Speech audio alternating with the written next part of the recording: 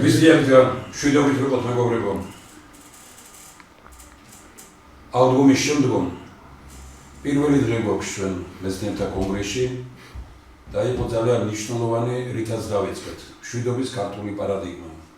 სოხუმის უნივერსიტეტის რექტორის ბატონი ზურაბ ხონელიძის მონაწილეობით.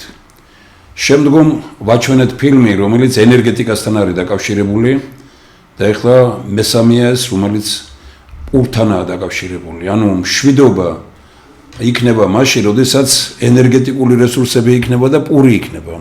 ასეა აწყობილი მთელი მსოფლიო. თანაც ჩვენ ვსაუბრობთ პურზე როგორც სამკურნალო, ანუ ქართული პური ეს იქნება როგორც სამკურნალო პური. დღეს მეცნიერთა დიდი შემადგენლობა აქ და პრაქტიკული ნაბიჯების გადასადგმელად მომზადებული გუნდია, რომელიც ქმნის ისეთ რამეს, რომელიც ჯერ არავის გაუკეთებია, და არა მარტო საქართველოში, ქვეყნის გარეთ. მინდა დიდი პატივისცემა დავადასტურო, რომ ამ იდეის მიმართ, რომ შესაძლებლობა გახდა შეიქმნა გუნდი ქვეყანაში, რომელიც ებრძვის პესტიციდებს, რომელიც ებრძვის სასუქებს. გუნდი, რომელიც ამბობს იმას, რომ ქართულ მიწას ამდენი სასუქის მიღება აღარ შეუძლია. სინთეტიკური სასუქი. როგორ? სინთეტიკური სასუქი. ხო, სინთეტიკური სასუქი, თუ ორგანული კი არსებობს, სინთეტიკური სასუქი, ანუ პესტიციდები და ამ დაგვარი სასუქები. და ამიტომ ჩვენ ეს არის ძალიან ძლიერი გუნდი და ამ გუნდის სათავეში არაერთი მეცნიერი დგას. აქ ვინც არის დღეს, ესენი სწორედ ამ გუნდს წარმოადგენენ. და მინდა დავადასტურო დიდი პატივისცემა ბატონი თენგიზ ჯალიაშვილის მიმართ, რომელიც გახლავთ როგორც იტყვიან შემკრები და კატალიზატორი ამ იდეებისა, თქვათ, რომელიც მოძრაობაში მოდის და თვითონ აქვს იდეები და ეს არის მისგან წამოსული ბევრი რამ. ამ საქმეს აყვნენ ისეთი პიროვნებები, როგორც ბატონი ზურაბ ხუმსიაშვილია, აკადემიკოსი, ექიმი, რომელსაც ძალიან საინტერესო მოსაზრებები აქვს. ამავე ეს ერთი გუნდია და აქ არის ბატონი გიორგი წივწივაძე, რომელმაც აი ამ სწორედ ეკოლოგიურად და ჯანსაღი პროდუქტის თვალსაზრისით, ესე იგი აი ოზონის ძალიან სერიოზული რაღაც თეორია და პრინციპები ჩამოაყალიბა.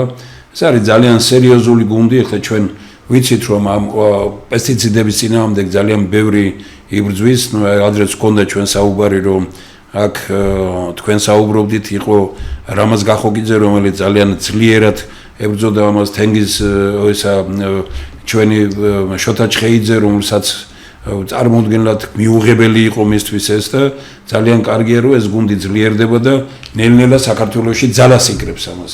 აღმოჩნდა პიროვნება, აი რომელმაც როგორც პრაქტიკოსმა აუба ამას მხარი, ეს არის ქალბატონი მარიამ კიკაძე, რომელმაც თავის ეზოში უკვე 20-ზე მეტი ჯიში აღადგინა, აღადგინა როგორ ისე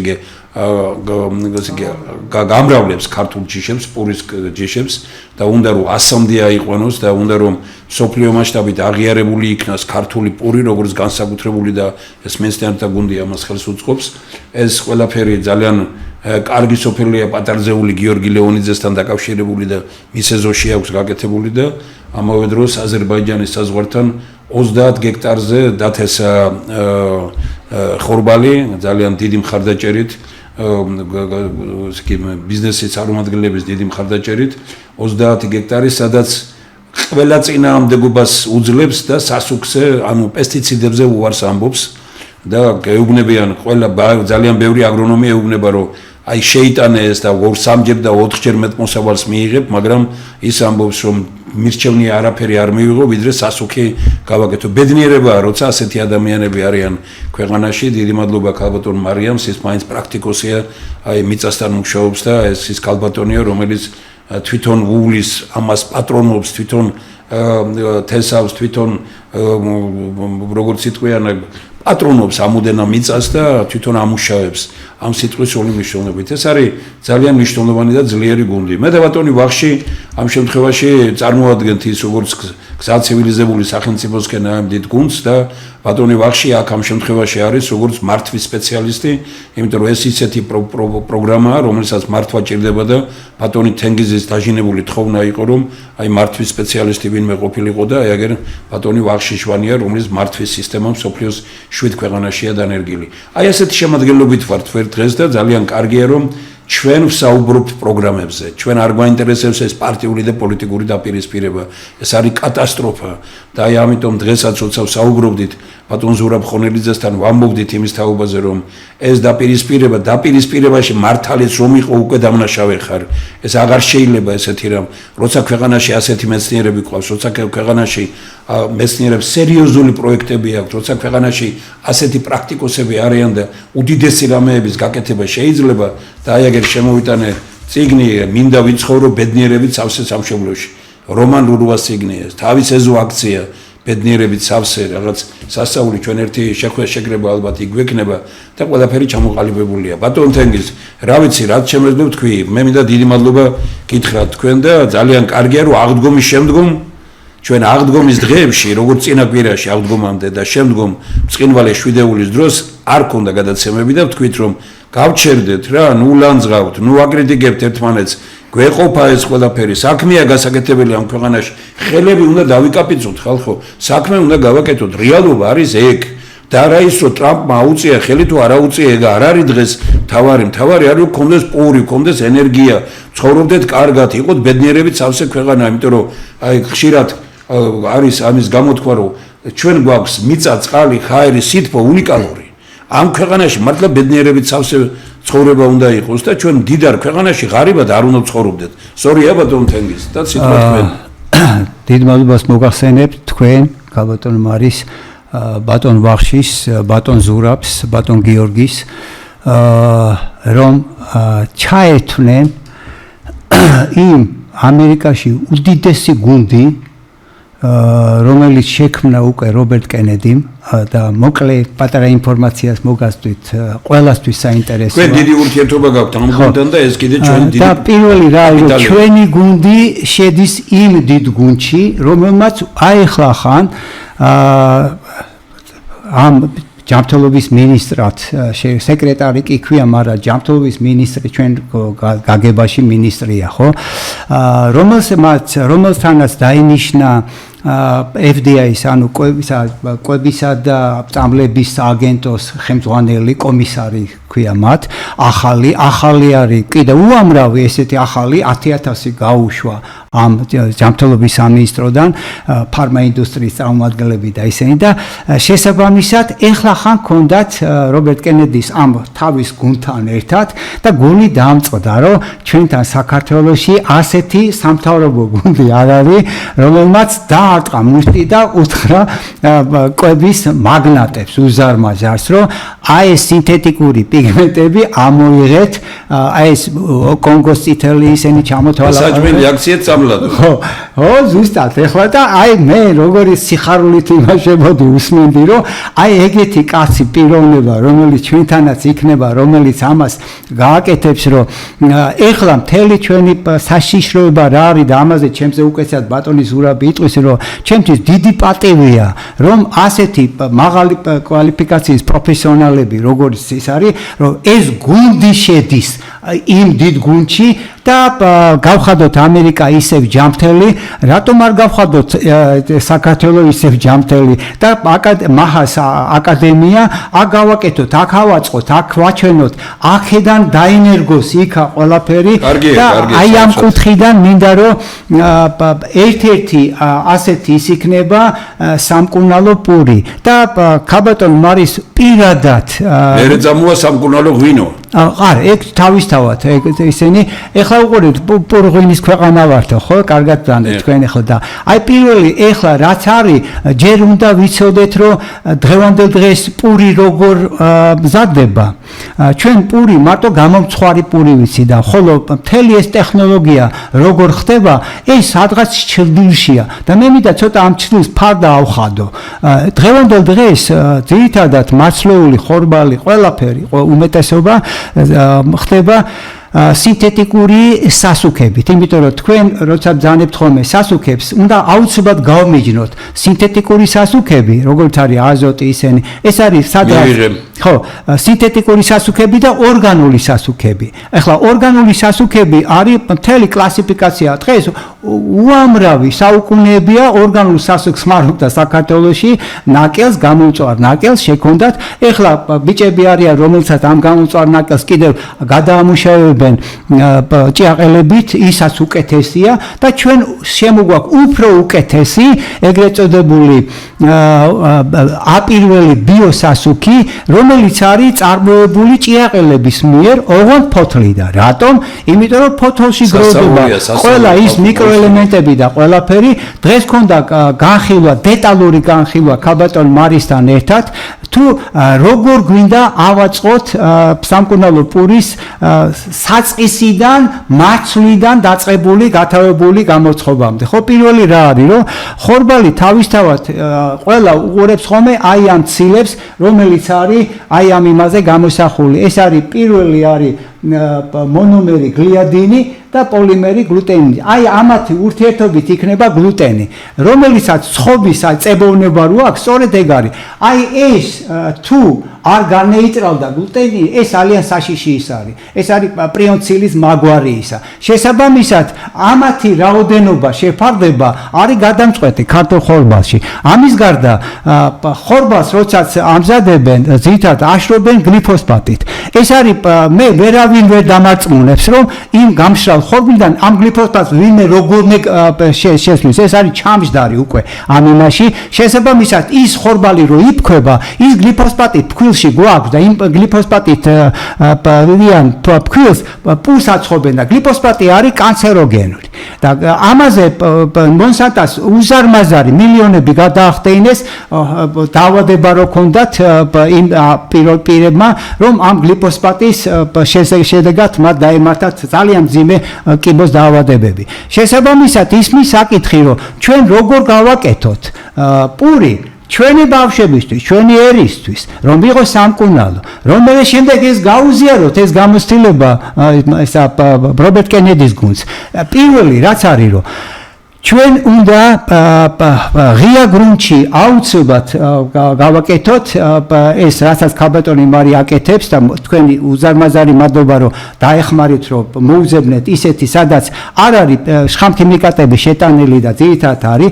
ეხლა პირველი და უმთავრესი რა არის, რომ ქალბატონ მარის მხარში ამოუდგეთ, რომ ის უძველესი ქართული ხორბლის ჯიშები, რომელიც იმასნა მან შეარჩია, მოძებნა ყველაფერი და უკვე აწარმოებს და გვაქვს უკვე მარცვლები, რომ ჩვენ ღია გრუნტში ვერასდროს ვერ გაზდის იმ რაოდენობას, რომელიც საჭიროა, რომ ბაზარი დაკმაყოფილდეს, ბავშვები მაინც დაკმაყოფილდეს აი ამ სამკურნალო პურით. შესაბამისად, ერთადერთი გამოსავალი არის, რომ იმ უკვე მოძებნილ ქართული ხორბლის ჯიშებიდან ჩვენ ვაწარმოოთ ორი პროდუქტი ბავშვებისთვის. პირველი არის ჯეჯილი.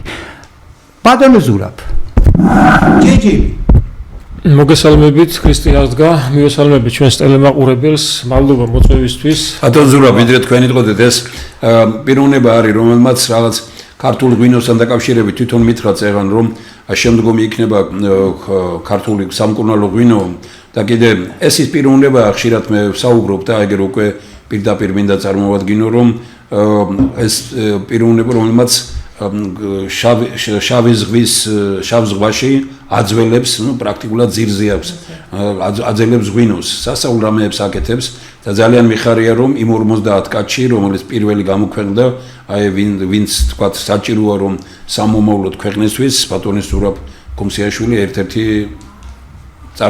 და მინდა მიულოცო კიდევაც და დიდი მადლობა.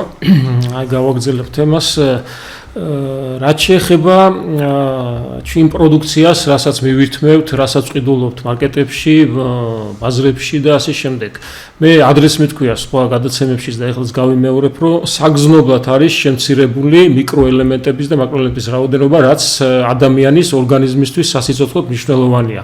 ბოლო 100 წლის განმავლობაში ეს შემცირება 90%-ზე გაცილებით მეტი არის სხვადასხვა პროდუქტებში. ანუ 90%-ზე ნაკლები არ არის.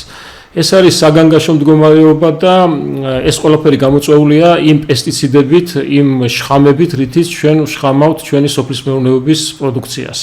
არა მარტო ჩვენ ქვეყანაში, ასევე შემოდის ასევე დაშხამული პროდუქცია, სხვა ქვეყანაში დაწუნებული პროდუქცია და აი ამას ვიყენებთ ჩვენ საკვებად, ამას იყენებენ ჩვენი ბავშვები საკვებად. ასევე დიდი პრობლემა არის სინთეთიკური პიგმენტებით დამუშავებული იგივე კამფეტები, რასაც ბავშვები ძალიან აქტიურად ეტანებიან და სხვადასხვა პროდუქცია და მივესალმები მე აი რაც ბატონ თენგის თქვენ ბრძანებთ რობერტ კენედის გადაწყვეტილებას, რომ საერთოდ ამოღებული იქნას სინთეთიკური პიგმენტები საკვებიდან და ასევე მაგალითად მოვიყვან იგივე ხშირად მოყავს ხოლმე ინდოეთის სიგმის შტატი, სადაც საერთოდ აკრძალეს პესტიციდები და თუ როგორ მოხდა იქ ზრდა მათი პროდუქციის გაყიდვების ფასები როგორ მოემატათ, ეს საკვებად არის ცნობილი და 2018 წელს ოსკარის კი აიღო ამ შტატმა და სხვა შტატებიც გადადიან ახლა აი ამ სისტემაზე და საქართველოს იდეალური ქვეყანა ოაზისია იმისთვის რომ ჩვენ საერთოდ ავგზავნოთ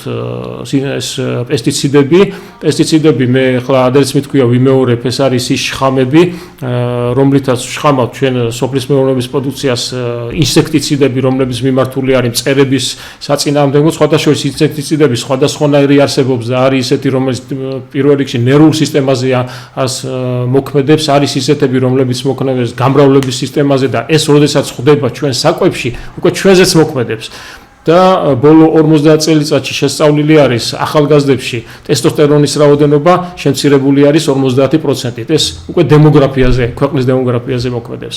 ამიტომ სასწრაფოდ ასაკრძალი არის ეს პესტიციდების ბიზნესი ვის ხელშიც არის მე არ ვიცი საქართველოში და აი ჯეჯილზე რო საუბრობ და ბიო პროდუქტებზე იგივე სამკურნალო პურზე და ბიო პურზე ეს უკვე სულ სხვა ტექნოლოგია არის მაგალითად საქართველოში ადრე თბილისში იყო იგივე საფუარის წარმოება რომელიც სცენარეულ საფუარისგან იწარმოებოდა ეს საფუარი და იმისგან მზადდებოდა შემდეგ პური დღეს პურის სულ სხვა საფუარებისგან იწარმოება და მე რო ვნახე ტექნოლოგიური ინსტრუქცია ამისი მაგალითად შეგიძლიათ Google-ში ჩაწეროთ GOST 171-91 და იქ ნახავთ აი ამ ტექნოლოგიურ ინსტრუქციას თუ რისგან შედგება ჩვენი პურში არსებული საფუარები.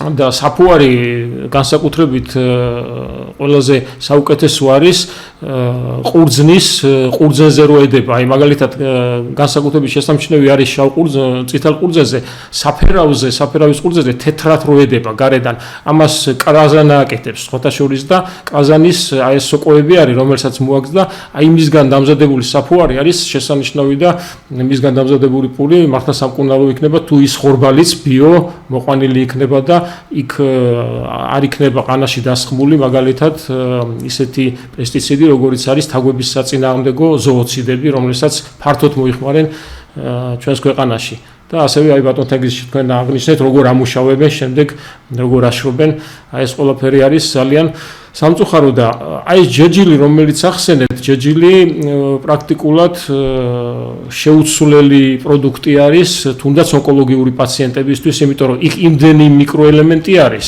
და გაღივების პროცესში ხორბალში ჯერ იქ იმატებს ამ მიკროელემენტების რაოდენობა რომელიც არის საჭირო ადამიანის ორგანიზმისთვის და უკვე თუ ადამიანი მიიღებს ასეთ ჯეჯილს ან დააბლენდერებს და იმის წვენს დალევს ან იმ გაღივებულ ხორბალს მიიღებს ადამიანის ორგანიზმი თვითონ იწყებს გამოჯანმრთელების პროცესს და იმას არ ჭირდება არანაირი ქიმია და რაც შეიძლება უნდა გავაგებინოთ ხალხ საზოგადოებას და პრევენციისთვისაც ეს ძალიან კარგი არის. დიდი საქმეა.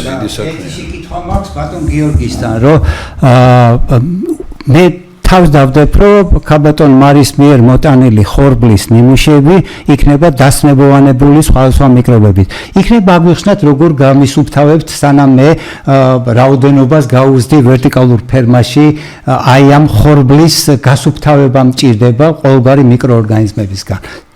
ახლოს მიკროფონი თუ შეიძლება და მოგესალმებით. გილოცავ კიდევ ერთხელ მიკროფონს. რა თქმა უნდა, სისუფთავე, დაბინძურებისგან თავის დაცვა, მგრენებისგან თავის დაცვა, ის რაც ჯვალებრივი კონტამინაცია შეიძლება გამოიტანოს საწარმოო ციკლში, ეს არის სერიოზული პრობლემები ისედაც ცნობილი სოფლის მეურნეობაში. ამ შემთხვევაში, როდესაც ჩვენ საუბარი გვაქვს, როგორ მოვახერხოთ ეს, მაყურებელს გვინდა უთხრათ, რომ საქართველოში არსებობს ესეთი მოწინავე ოზონის ტექნოლოგია. უნდა დავახასიათოთ ორი სიტყვით, რატომ არის მოწინავე, იმიტომ რომ ეს არის ხარჯეფექტური და ენერგოეფექტური ტექნოლოგია. ინდუსტრიული წარმოებისთვის ამას ძალიან დიდი მნიშვნელობა აქვს. შეიძლება კერძო შემთხვევებში ამას ყურადღება არ მიაქციოთ, მაგრამ ინდუსტრიული წარმოებისთვის ეს ძალიან მნიშვნელოვანია. თავარი ის არის, რომ ოზონის ტექნოლოგია ცნობილია როგორც ყველაზე სუფთა, ეკოლოგიური, სწრაფი და ძლიერი გამასუფთავებელი დეზინფექტატორი, ასე ვთქვათ. ამიტომ ამ ტექნოლოგიის საქართველოში არსებობა და გამოყენება ეს კიდევ ერთი ინოვაცია და პლუსი არის, რომელმაც შეიძლება მისცეს სხვადასხვა მიმართულებით მისი ეფექტური გამოყენება. ერთ-ერთი შემთხვევა არის სწორედ ხორბალი. აქ მთელი კლასი შეგვიძლია ჩამოვთვალოთ პირველ რიგში ხორბალის შენახვა, როგორც პროდუქტის, დაცვა დამიძურებისგან, დაცვა მღრღნელებისგან, შემდგომ უკვე თვითონ ღივების მიღება. ღივების მიღებასაც ეს გრძელვადიანი პროცესია ხო, პროდუქტის მოყვანიდან, ხორბლის მიღებამდე, მერე ღივების გამოყვანა. აუცილებელია მისი გასუფთავება და ოზონირებულ წყალში ჩაწყობა, ჩაალბობა, რომელიც ერთი მხრივ ასუფთავებს, მეორე მხრივ აჩქარებს, მესამე მხრივ პროდუქტი უკვე დაავადებების გარეშე ძალიან თამამად გრძნობს თავს და ჯანსაღად იზრდება, ფესვი ეზრდება და რა თქმა უნდა იძეს ის სამკურნალო თვისებებს. ეს მეორე. მესამე რა თქმა უნდა არის ტექნოლოგიური ციკლს ყოველთვის მოყვება მისი დასასრული, დასაწყისი და დასასრულის ბოლოში აუცილებელია მთელი ამ შენი ტექნოლოგიური მოწყობილობების გასუფთავება, რომ შემდეგი ციკლისთვის მოემზადო და აწარმოო ეს საქმიანობა. ამიტომ ჩვენი წილი მხოლოდ ამაშია, რომ საშუალებას ვაძლევთ ნებისმიერ მომხმარებელს გამოიყენოს ეს ტექნოლოგია მიუხედავად მისი მოთხოვნილებისა ამა თუ იმ მიმართულებაში. ამ შემთხვევაში ხორბალი ძალიან მნიშვნელოვანია ჩვენი ქვეყნისთვის. მოგეხსენებათ, რომ ჩვენ უნიკალური ხორბლის ჯიშების მეპატრონეები ვართ, ასე ვთქვათ, რომელსაც მოვლა და განვითარება სჭირდება და მის სამკურნალო თვისებებზე ბატონ ზურაბმა საკმაოდ მოგახსენათ, ამიტომ ჩვენი მიზანია, რომ შევიდეთ სოფლიო ბაზარზე ჩვენი ახალი პროდუქტით. ეს იყოს როგორც კვებითი ღირებულებით სავსე, ისე ჯანმრთელობისთვის გამოსადეგი და რა თქმა უნდა ყველა წარმოებას უნარჩენო რომელიც ხდება ის კიდევ უფრო მომგებიანია. ამაზე კიდე ცალკე ვისაუბროთ მე. ეხლა შეკითხვა მაქვს ქაბატონ მარისთან. ქაბატონ მარი, რამდენი სეზონი გაქვს ღია გრუნტში ხორბლის მოყვანის? ანუ სავეგეტაციო პერიოდი გახლავთ 9 თვეა სავეგეტაციო პერიოდი. ამასთან დაკავშირებით კიდე ეხლა მიადაგის მომზადება, რამხელა შრომატევადია ეს პროცესები, აქ გასათვალისწინებელია ვადები, დავუშვათ რა ნიადაგთან გვაქვს სამუშაო, ეს არის ყამერი და შემდეგ ანუ წინა სხვა კულტურა დამუშავებული აქ მიდის მერე კულტურათა მონაცვლეობა რომ დავუშვათ ის პროდუქტი მიიღო თუ ჯანსაღ საკვებთან გვაქვს ახლა მუშაობთ ჯანსაღ საკვებზე ნუ საკმაოდ რთული პროცესია ეს ყველაფერი აი ხარ თქვენგან მე რაც მოვისმენთ დღეს რაც ვიმჯერეთ ეს არის ფერმერისთვის ნუ პირველს ყოვლისა ეს ჯანსაღი პური და მერე მიწაში რაც და ნიადაგში რაც დაავადებებია მოგვიხსენება ახლა მე 30 ჰექტარზე მაქვს დათესილი და არის ის პროცესი რომ დავუშვათ ცალი მხარე რა ერთ-ერთი მხარე ხორბლის დაზიანებულია მიწევს ამასთან ბრძოლა ამას მეაქვს უდიდესი ენერგია სტრესი ფერმერისთვის ძალიან სერიოზული სტრესია ეს იმიტომ რომ შვილი ვითუვლი ამ შემთხვევაში და დებთელს ენერგიას დღეს რაც მოვისმინე, ნუ ეს ფერმერისთვის არის არაჩვეულებრივად აი სახალისო სამუშაო და რა ვიცი, დაცული ხარ ყველანაირად, აი ამ პროცესებისაგან დავუშვათ, რაც ღია გრუნტში გვიწევს ჩვენ მუშაობა და ამ ენერგიის ჩატება. თან არც მოდის იმ რაოდენობით, რა რაოდენობითაც უნდა მოდიოდეს ხორბალი.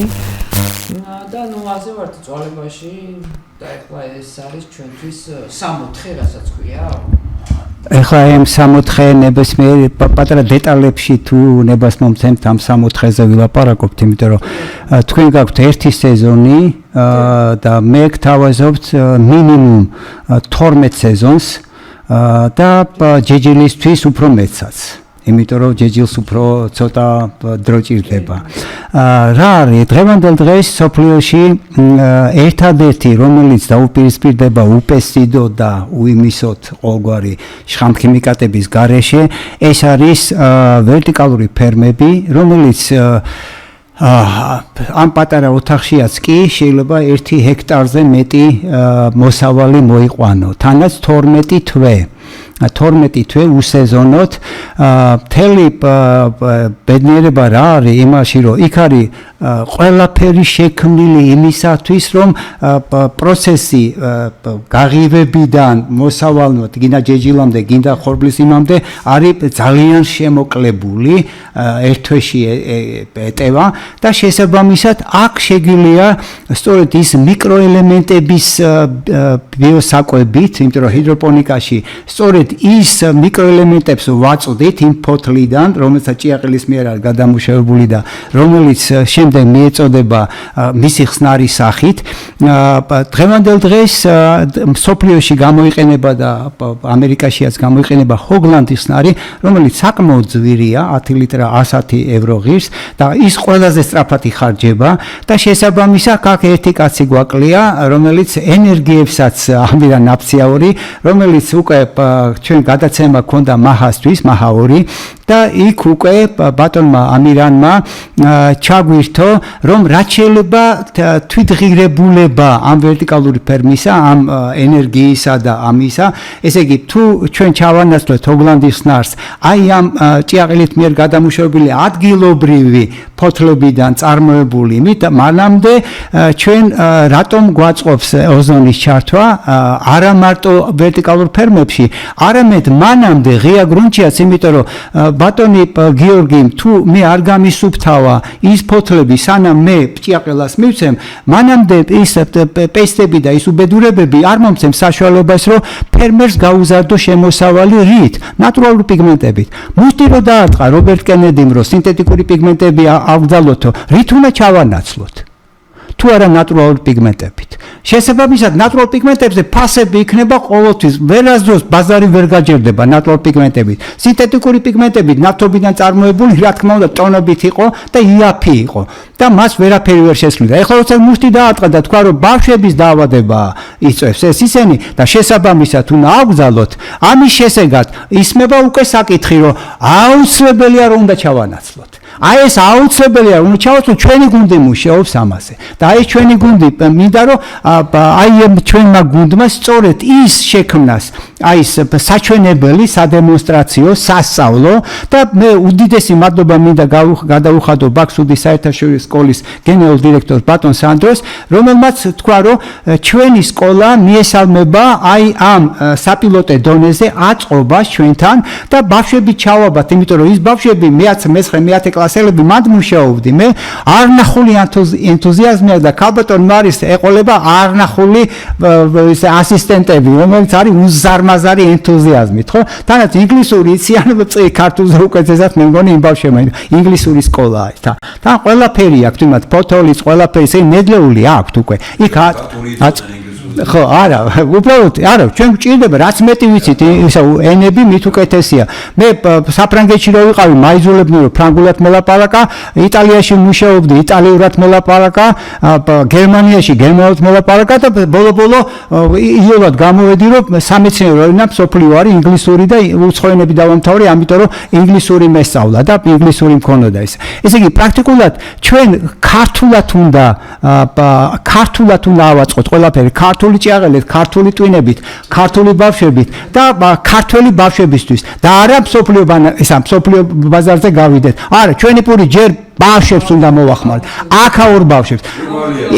ახალი ძიუდოში და იმაში მსოფლიო ჩემპიონები და ოლიმპიური ჩემპიონები აქ გვინდა ეგენი გავზადოთ, რომ კუნთ მაგარი და სწრაფად მოაზროვნე ბავშვები ყვავდეს ჩვენ აქ ყველაფერში. ამიტომ მე ვთხოვ ბატონ ვახშის. მე ერთ საუბარ შევესწარი ამ რამდენიმე ხნის წინ, როცა ქალბატონ მარიამს ასე პრობლემები შეექმნა რაღაც და უჩიეს რომ შეიტანე აზოტი, შეიტანე რაღაცა გოგირდით რაღაცა სინთეტიკური პიგმენტი. თქვენ ვარიცნობთო თენგი ჯალიაშვილს ესე უნება. ფოთოლს მიმოწმებსო, ფოთოლის ანალიზი უნდა გააკეთოსო და ჯერეთი მე თვითონ არ შევიტან ამასო, მე მეორე პატივს მომასო და ძალიან მიხარია რომ თქვენი ეს ურთიერთობა ჩამოყალიბდა. მაგას დიდი მხარდაჭერა ჭირდება, როცა ასეთი პიროვნება არ გამოჩნდა. ამას ჭირდება ძალიან დიდი მხარდაჭერა. მისი ეზო არის მე ბატონი კახა შენგელიასთან ვიყავი, ის ეხმარება. მე გაუცემული ვარ რომ რას გააკეთა იქ. ხოლო იქ ბატონი გოჩა ზასოხოვი ეხმარება, როცა 30 გექტარზე იქეთ. და თვითონ ბატონმა გოჩამ თქვა რომ არავითარ შემთხვევაში არავითარი რაიმე რაც არ უნდა გაუჭირდეს ხორბალს, არავითარ შემთხვევაში არ შეიტანოთ პესტიციდი.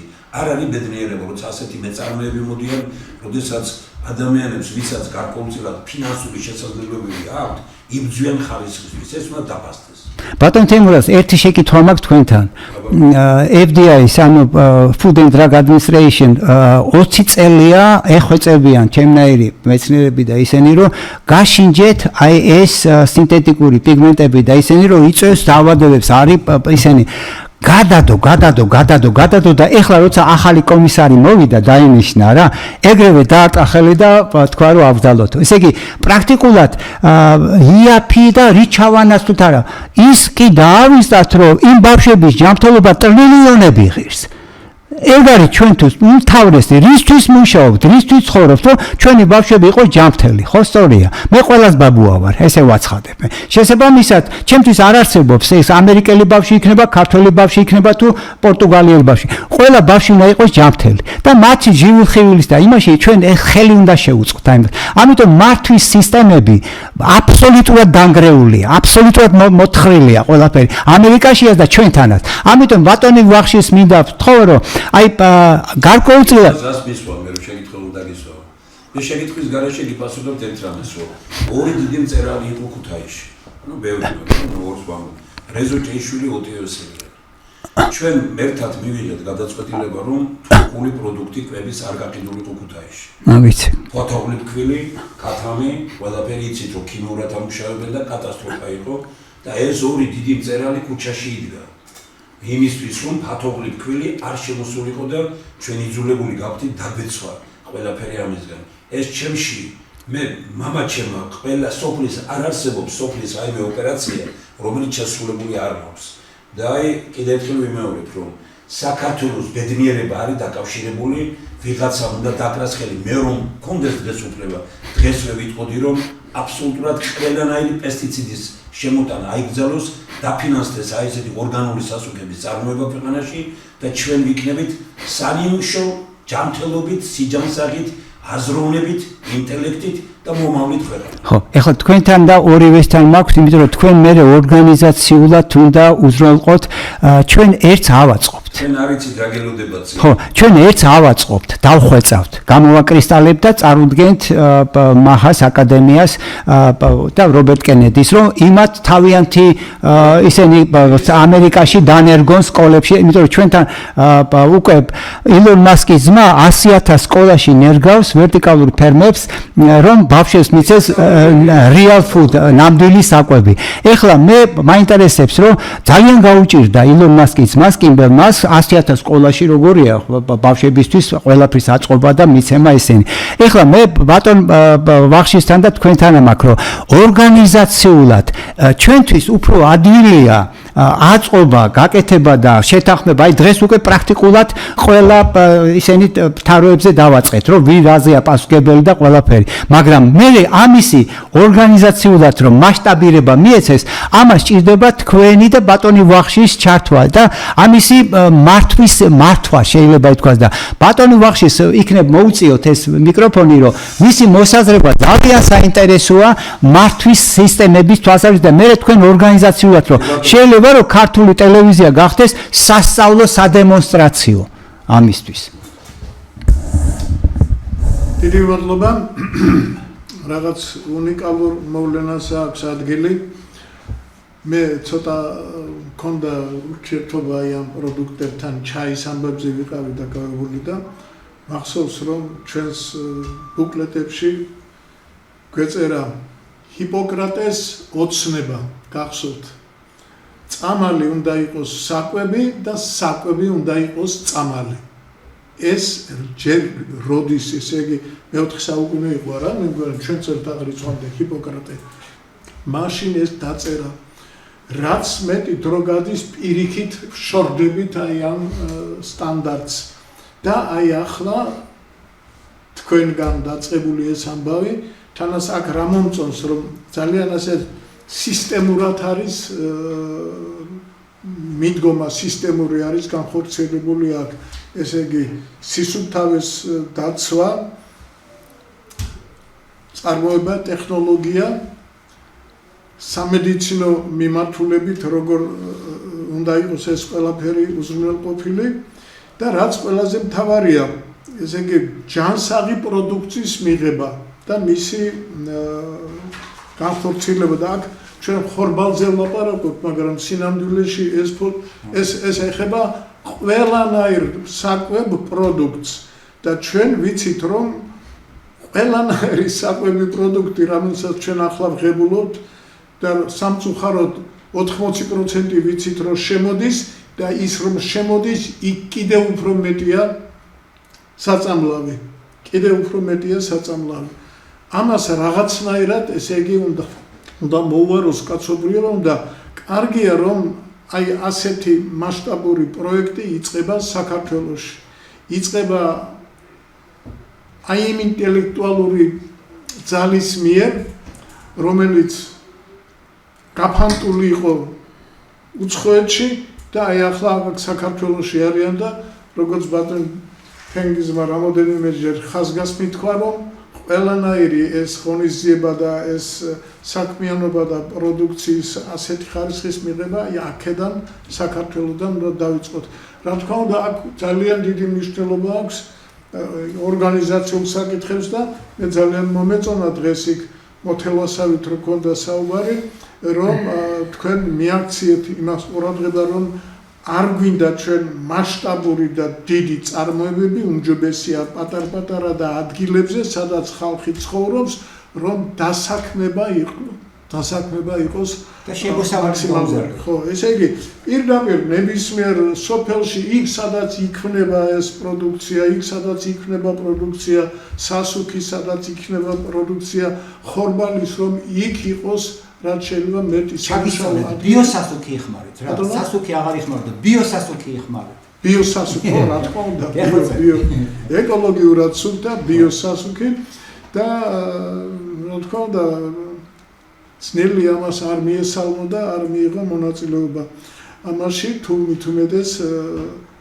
ასეთი საშუალება გაჩნდა საქმე იმაშია რომ რა თქმა უნდა ძალიან ბევრი კითხვები იქნება კიდევ ძალიან ბევრი გამიჩნდა რა თქმა უნდა კრიტერიუმები აქ დასახვეწია რა გვინდა ჩვენ საერთოდ მართლაში ცნობილია რომ ერთი და ორი კრიტერიუმით ვერ გამოხვალ უამრავი კრიტერიუმია იმიტომ იყო მართვის თეორიაში ჩვენმა მეცნიერმა სალუქვაძემ ბატონმა მინდია სალუქვაძემ ვექტორული ოპტიმიზაციის თეორია დაამუშავა რომელიც მსოფლიოში განვითარდა და მერე საბჭოთა კავშირში შემოვიდა იტალიური წიგნის მეშვეობით თურმე იტალიელებმა თარგმნეს გამოუშვეს ეს წიგნი და მერე მოვიდნენ და მე მახსოვს ატომური რეწველობის სამინისტროში რომ მუშაობდით შევკრიბეს ეს მართვის სპეციალისტები სადღაც ნოვოსიბირსკში და ლექცია წაგვიკითხეს და მერე ამ ლექტორმა болос თქვა вы представляете это значит наш советский ученый написал და წარმოიდგინეთ ახლა მე როგორ გავიხარე როცა ეს მინდია სალუქვაძე აღმოჩნდა ასე რომ ყველანაირად აი ეს პროექტი არის უნიკალური ესე იგი თვითონ პროდუქციის ხარისხი მიზანი აქვს წინვალე მიზანი რა თქმა უნდა ერის გაჯანსაღება და არა მარტო ერის როგორც თქვენ ძალიან დამას მე მივესალმები კაცობრიობის გაჯანსაღება იმიტომ რომ აი ეს გადარეული პოლიტიკოსები ეს რეაქციულად განწყობილი საზოგადოება ეს ყველაფერი მოწამული ხალხის მიერ არის მოფიქრებული კაცი როცა ჯანსაღი არის, ადამიანის საზოგადოება ჯანსაღი არის, მას ჯანსაღის სურვილები უჩნდება, ჯანსაღი მიზნები დაისახავს ხოლმე და მოკლედ ქვეყანა წავა პროგრესისაკენ და კაცობრიობა ბედნიერებისაკენ. ყოველ შემთხვევაში უნდა ვიბრძოლოთ ამისათვის და მეცნიერების მოვალეობა პირველ რიგში ეს არის და მე როგორც იტყვიან ბატონო თენგიზ ხელებს წერთ თქვენს წინაშე და დიდ მადლობას მოგახსენებთ რომ აი ასე ამ საქმეში ასე ენერგიულად ახარ ჩართული და დღეს აქ შემთხვევით შემოვიდა სულ სხვა სპეციალობის ადამიანი და მე უყურებდი როგორც ცდილობდა ბატონი თენგიზი გაანევე თავი იმ პოლიტიკას და იმ რაღაცას აი ამაში ჩადეს შენი ენერგია და შესაძლებლობები. მე ამით მინდა დავამთავროთ ჩემი გამოსვლა რომ ყველას ვისაც რამე შეგვიძლია აი ამ მიმართულებით უნდა დავეხმაროთ და უნდა შევიტანოთ ჩვენი წვლილი. ეს ღვთიური საქმეა და კარგია რომ აღდგომის ბრწყინვალე კვირის შემდეგ დღეს აი ამით ვიწყებთ.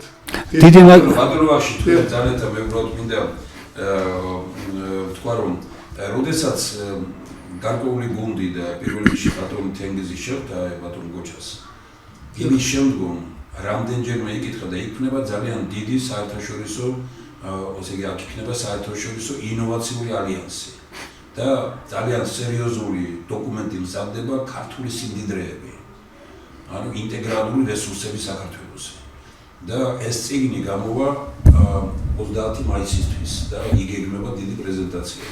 აი პიროვნებამ რომ მოусმინა რაშია აი ამ ალგორო არის რომ მოусმინა ბატონ თენგიზ თქვა რომ ამ კაცის გამოუყენებლობა დანაშაული არის და კიდევ ერთხელ მე ეს კაცი მომწონს იმის გამო რომ ის არის ორიენტირებული ორგანულ სასუქზე.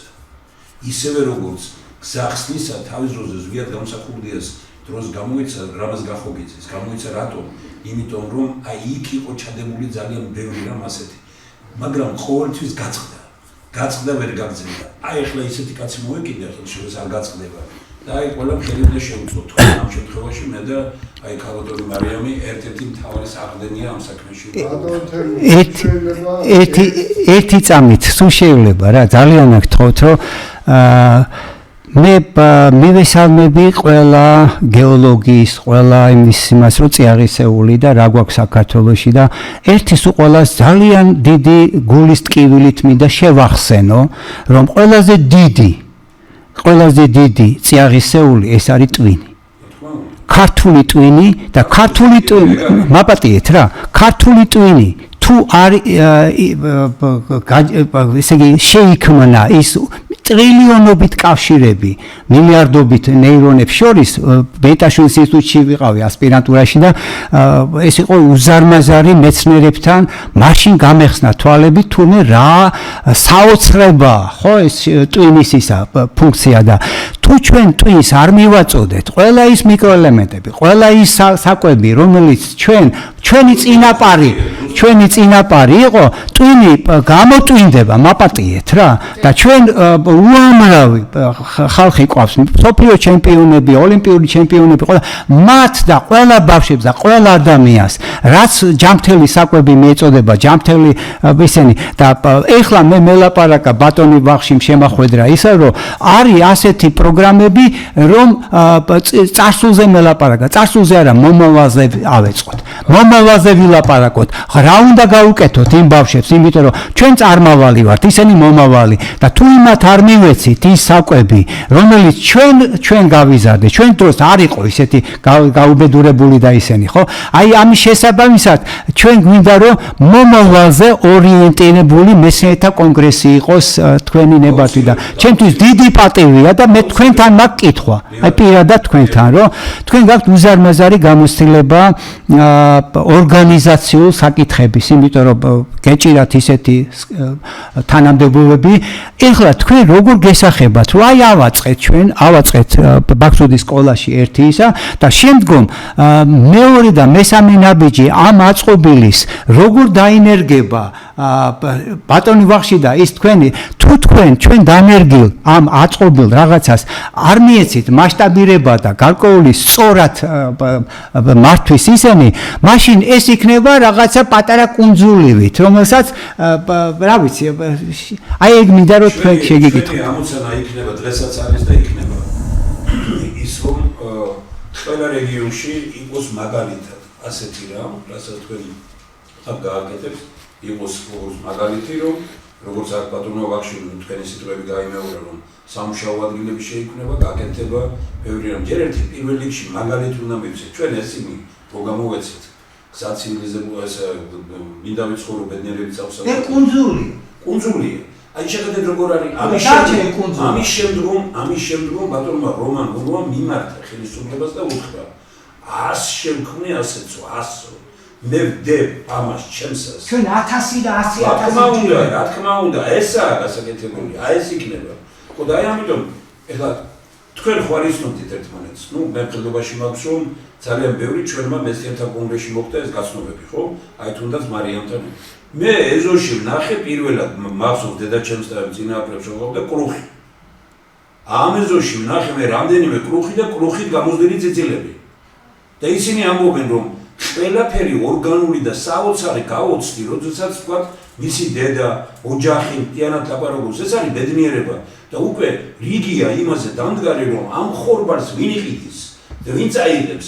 ყველას გონია ქალბატონი მარიამი ამბობს მე ჩემს ხორბალს რომ მომყავს აქ მე არ მიცემ ისეთ იმას რომელიც გააფუჭებს ამას მე პესტიციდს მიცემს რაღაცას და ამიტომ აი ხო ხედავთ როგორი სისკო კონტროლი უნდა ჩამოყალიბდეს რომ ეს უნდა იყოს ისეთი სისტემა რომ თქვენს მიერ დაწყებული საქმე ატაცებული აი მეცნიერები ხართ ატაცებული აი პრაქტიკოსის მიერ მხარდაჭერილი ბიზნესმენების მიერ ეს კი არ გაფუჭდეს განვითარდეს და ეს იყოს მართლა ჯანსაღი პროდუქტი და საქართველოს მიამაყოს და აი როგორც ინდოეთის მაგალითად ერთ-ერთ შტატზე ლაპარაკობ თქვენაგენ საქართველოს იყოს მთლიანად სახელმწიფო ერთი ქვეყანა ერთი სადაც პესტიციდი იგრძალება ეს ქიმიური სასუქები იგრძალება და ყველაფერი ორგანულთანაა დაკავშირებული თქვენ ვერ ამიხსენით ფოთოლს რა შეუძლია და ამაში რა ფუნქციას ასრულებს მატლი შევაყარეთ ჭიაღელა შევაყარეთ ბატონ თემურ შეიძლება ერთი წინადადება დავამატოთ მიკროფონთან რა ძალიან ჩვენ რა თქმა უნდა გამიხილეთ და მაყურებელი გვიყურებს რომ ძალიან პატრიოტული პროგრამაა, ძალიან რაციონალურია, იქ ახალი ტექნოლოგიების დახვეწა მიდის, მაგრამ მე მგონი მივაწოდოთ ის ინფორმაცია, რომ რამდენად მომგებიანია ფინანსურად, იქნება უპრიანი. ამიტომ ჩვენ მაყურებელს უთხრათ, რომ ამ ტექნოლოგიების გამოყენება დადიზოგავთ ყოველწლიურ ზედმეტ ხარჯებს, ეს ერთი.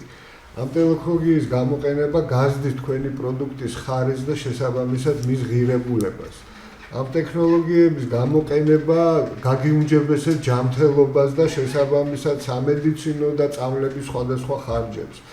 და რა თქმა უნდა, რადგან ჩვენ ვიძახით, რომ ეს არის უნარჩენო ტექნოლოგია, ეს ქმნის სხვადასხვა დამატებით მაღალ რენტაბელურ მიმართულებებს, რომლებიც გაჩნდება თქვენს ბიზნესში, რომელიც მოიტანს თქვენივე ბიზნესის განვითარების, სწრაფი განვითარების საშუალებას და რომელიც შექმნის იმ სარეზერვო კაპიტალს, რასაც ქვია სადაზღვევო რესურსები ნებისმიერ ბიზნესში და მისი განვითარებისთვის. ეს არის ყველაზე მთავარი მინდოდა, რომ ყურადღება მიექცია მაყურებელს, რომ ნებისმიერ ეტაპზე ეს საქმიანობა ეკონომიკურად არის ძალიან მომგებიანი, ანუ თქვენ იქნებით ნაკლებად რისკის ქვეშ. სამედიცინო ხარჯებზე იქნება ერთი სამედიცინო რა იმით გარდადება სამედიცინო ხარჯებზე. კი ბატონო, აი სამედიცინო ხარჯები. სანამ სამედიცინო ხარჯებზე ვიტყოდი, მე მინდა რომ აი ბატონ გიორგი იძახდა აი ამ კუთხით ფერმერები ძალიან დიდ ფულს ხარჯავენ პესტიციდების შეძენაში და საქართველოს მოიხმარს დაახლოებით 5 წლის წინ იყო ჩატარებული ესეთი კვლევა, რამდენს მოიხმარს საქართველოს და შედარებული იყო მსოფლიო პრაქტიკასთან. საქართველოს მოიხმარდა 6 კილოგრამდე პესტიციდს 1 ჰექტარზე, როდესაც მსოფლიო პრაქტიკა 2.2 კილოგრამი იყო. დღეს 5 წლის შემდეგ დღეს 10 კილოგრამამდეა გაზრდილი. და ეს არის კატასტროფა. რა თქმა უნდა, ეს არის სრულიად უკონტროლოდ ხდება. სრულიად უკონტროლოდ ხდება. თვითონ ვინც ამუშავებენ ეს ჰერბიციდებს ვის მოიხმარს ამაზე გადასხმებს იკეთებენ. კი ბატონო. ავადდებიან თვითონ მაღაზიებში. ხო, მიკროფონი, მაგრამ ერთი რასაც ამბობს, აი ქალბატონი მარიამ 2 თვე ეძებდა მიწას. თქვენ წარმოგიდგენთ, კახეთში აღმოჩნდა ძალიან ბევრი საინტერესო პიროვნება, რომელიც ხორბალს აწარმოებს, უთხრა კახეთში არ ეძებო თქვენ ჯანსაღი მიწა. გითხრათ ხო ქალბატონი მარიამ? წარმოგიდგენთ რა მდგომარეობაშია ქართული მიწა? და როგორ ჭირდებით თქვენ მას იგივე ოზონით, იგივე თქვენ და ეს საქმე, რომელიც ეს არის სასიცოცხლო მნიშვნელობის საქმე თელი ქვეყნის. კი ბატონო, და აი ახლა ხელისუფლების გასაგონად მინდა რომ თქვა, მილიარდებს ხარჯავენ ჯანდაცვის სისტემაში. კურნალობებში, სადაზღვეო სისტემას მიაქვს ძალიან დიდი ფული. როგორ არის გაზრდილი ყველამ ვიცით, თუნდაც 5 წუთიანი რეგლამენტირებული კონსულტაცია ექიმთან 100 ლარი როგორ შეიძლება ღირდეს და ოპერაციების ფასები რა არის და რამხელა თანხა მიაქვს ჯანდაცვის სისტემას ბიუჯეტიდან. აი ეს თანხები თვითონ გამოთავისუფლდება. მაგრამ ეს ვიღაცეების ბიზნესებია, ვიღაცეების ხელში არის და იმიტომ ისინი ლობირებენ ამ საკითხს და იმიტომ არის ეს ყველაფერი ასე. ეს ყველაფერი უნდა შეტრიალდეს. აი ეს ბიზნესმენები, რომლებიც აი ამ სისტემაში არიან, გადმოვიდნენ აი ამ მეორე სისტემაში, რომელიც იქნება ჯანსაღი სისტემა და ქვეყნის მომავლისთვისაც უკეთესი იქნება, დემოგრაფიისთვისაც და რა თავარია ბავშვებისთვის და ამდენი საავადმყოფოები აღარ გვექნება, ამდენი აფთიაქები არ გვექნება, სადაც ყველგან რიგებია და რაწამლები შემოდის, რაწამლები ძალიან დიდი თემაა. მე ამას პრობლემას ვერ ხედავ, აი ბატონ ზურაბმა კარგად თქვა, რომ არსებული ბიზნესებია და კონიუნქტურა აწყებული. და ამის დანგრევა მართლა წარმოუდგენელია, მაგრამ ჩვენ პირდაპირ გეუბნებით, რომ გაცილებით უფრო მონგებიან ბიზნესში შემოგიყვანთ და აქეთ გადმოგზავნეთ. თქვენ მოემსახურებით ქვეყანას, გაცილებით უფრო მეტი შემოსავალი გექნებათ და საერთოდ სხვა მიმართულებით წავალთ. ბატონ თენგიზმა ახსენა პიგმენტები. პიგმენტები ახლა ვიღაც მამაცისთვის, მამანისთვის, რომელიც ჩახედული არ არის, ეს მისთვის უბრალოდ რაღაც ფრაზა, ან სიტყვა, ან ფერი. ეს არის უზარმაზარი ბიზნესი. ეს არის გამოთავისუფლებელი უზარმაზარი ბიზნესი, რომელიც ისედაც მაღალ რენტაბელური იყო, ისედაც მან მუშაობა ძალიან დიდ მოგებას იძლეოდა, მას შემდეგ რაც აკრძალეს სინთეტური პიგმენტები, ეს მიმართულება კიდევ უფრო მომგებიანი გახდა. რადგან ჩვენ გვაქვს ამის რესურსი და შესაძლებლობა, რომ გამოვიყენოთ ჩვენი რესურსები, ის რომელსაც აქამდე არ ვიყენებდით, მაგალითად ვაზის ფოთოლი, ხილის ფოთოლი, ნებისმიერი ფოთოლი. თქვენ აღმოაჩენთ, რომ სოფლის მეურნეობა არა საშუალო ფენისთვის, არამედ მდიდარი საზოგადოებისთვის არის მოგონილი და გაცილებით სხვა თანხებზეა საუბარი. ამიტომ ჩვენ ამ კონკრეტულ ჩვენ ჩინოვნიკებს მოუწოდებთ, რომ გადმოვიდნენ ამ ბიზნესში, აქ უფრო დიდ მოგებას და შემოსავალს ნახავენ. მე რა მინდა ბატონ თენგიზ და ბატონ მარიამ და ყველას მინდა მოგმართოთ, რომ სრულყოფილად რომ დასრულდეს ეს თემა, ჩვენ ახლა არაფერი შემთხვევით არ ხდება. ახლა უწევს ქართულ ტელევიზიით ლოცვა, აი ჩვენს ტელევიზიით წავა ეს და მე გარკვეული პერიოდი გვექნება კიდე, უბრალოდ მე ერთი ვიდრე ისინი გაუშვებდნენ ამას 2 წუთი გვაქვს, რამე წუთში მინდა ვთქვა ერთი რამ, რომ აი ქალბატონმა მარიამმა თავისთან გამომცხვარი პური რამდენიმე პიროვნებას გაუგზავნა. ერთ-ერთი პიროვნება მეუბნება, რომ მე უფრო იაფი დამიჯდება ამ პურში მიცე ძვირიო. იმიტომ რომ მე ესე იგი იმდეს ვჭამთ ჩვენ იმ პურს, რომ არავითარი ღირებულება ამ პურს არ აქვს ჩვენთვის. ანუ ნაკლები უნდა მიირთვას. ხო და ესე იგი ამ პურსო ბევრს ვერ შევჭამთო და გაცილებით აი 2 ცალი პური გქონდაო და მთელი ოჯახი დამნაკლითო მაშინ როდესაც 5 პურს ყიდულობდით და ამაში ვიხდიდით 15-20 ლარს და იმ ორმა თქვა თუ 300 თუ 400 გრამიანი იყო, არ ვიცი როგორი 200 გრამიანი რამდენიმე პურმა შეასრულა ის ფუნქცია, რასაც ვერ ასრულებდა ისინი, ანუ ოჯახიც მოგებულია. თქვენ რასაც ამბობთ, უფრო დიდი ბიზნესი იწყება და რაც თავარია, ერი იქნება ჯანსაღი. ქართულ მიწას გავაჯანსაღებთ. ეხლა ამ იმაზე ლოცვა კარგი იქნება და ლოცვის შემდგომ ჩვენ გავაგზავნებთ 15 წუთი, ყველა 3 წუთი გვექნება საშუალება რაღაც უთქვათ.